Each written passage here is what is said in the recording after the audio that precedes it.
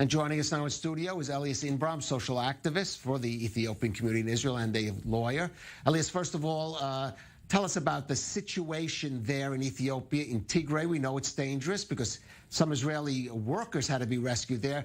And also in Gondar, where so many of the Jews live, we heard of at least one fatality so far there. What's the situation?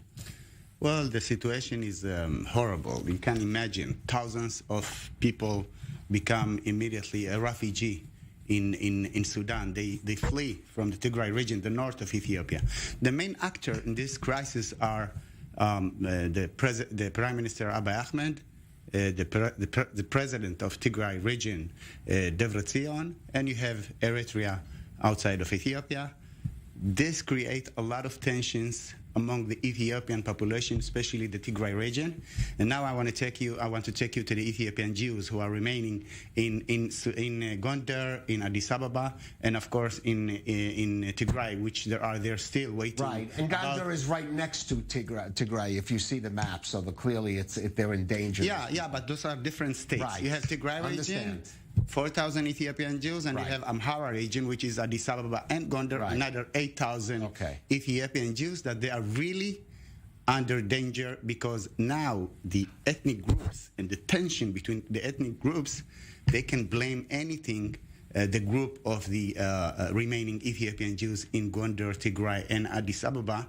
And I think the government of Israel must act immediately and rescue those people. Unfortunately, the government of Israel is waiting all the time for operations, Moses operation, Solomon operation. We don't understand why not to make the Aliyah. Well, right, especially if there was an announcement from the government that they were going to take 2,000 immediately, they said, and it still hasn't happened. What are you hearing from people in the government, maybe from some of the lawmakers that are sympathetic to the Ethiopian community here? What are you hearing from them? Sympathetic, we're here or in Ethiopia? No, I hear. What are you hearing from the Israeli government and officials? Why aren't they doing this? Well, you want me to say racism? I think it's more. Please, I want you to speak. Pressure. I want you to be honest with me. To be honest, we don't have enough political power. We are fortunate to have Gadi Varkan, deputy minister, and Pnina Tamano-Shota, the minister of Construction. We are lucky.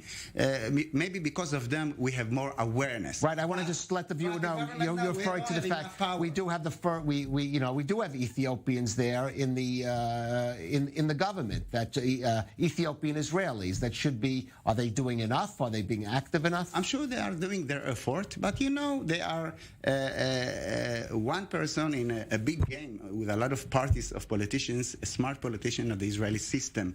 You know what I mean? Like you need coalition, small groups of politicians to make some coalition, and then you make decisions. I know that Pnina and Gadi, they are doing their best, to help the Ethiopian Jews in Israel, and also to help to bring the remaining Ethiopian Jews to Israel. But it's always talks. You know why? The Jewish Agency is doing perfect jobs in diaspora, in the former Soviet Union, in Europe, in America. But in Ethiopia, they do nothing. Why not to go there? Why not to send some people, shlichim, and to spread the Jewish identity? If they need to do any conversion, they can start there, and then you can see who is the Jew there, and then you bring the pure remaining Beta Israel to Israel. Today, the situation is so dangerous that the government of Israel, with the Jewish communities in America, they must act immediately. Right. Immediately. Unfortunately, we get all the time to dangerous situations instead of to act in normal day, to bring them to. You mentioned the Prime Minister of Ethiopia, Abiy Ahmed, a man who won the Nobel Peace Prize just a year or two ago because of the peace with concluding the war with Eritrea. What role is he playing? What positive role here? What role is he playing? Would he be positive towards Israel bringing out the remaining Ethiopian Jewish community? You are taking me to the political corner, but I would say like this.